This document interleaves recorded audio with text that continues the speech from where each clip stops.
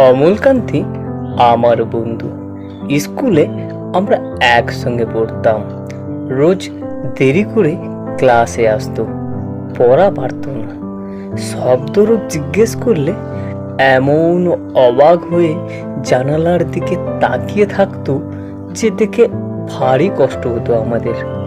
আমরা কেউ মাস্টার হতে চেয়েছিলাম, কেউ ডাক্তার, কেউ উকিল।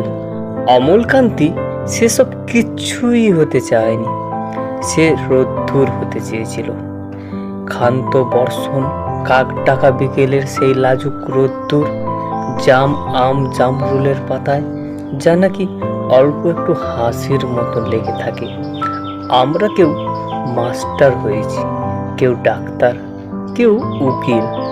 অমলকান্তি রোদ্দুর হতে পারেনি। সে এখন অন্ধকার একটা ছাপাখানায় কাজ করে।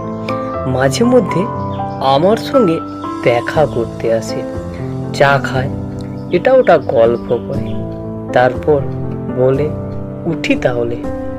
আমিও কি দরজা পর্যন্ত এগিয়ে দিয়ে আসি। আমাদের মধ্যে যে এখন মাস্টারি করে, অনায়াসে সে ডাক্তার হতে পারত। যে ডাক্তার হতে চেয়েছিল, উকিল হলে তার এমন কিছু ক্ষতি হতো না। অথচ সকলেরই ইচ্ছে পূরণ হলো, এক অমলকান্তি ছাড়া। অমলকান্তি রোদ্দুর হতে পারেনি।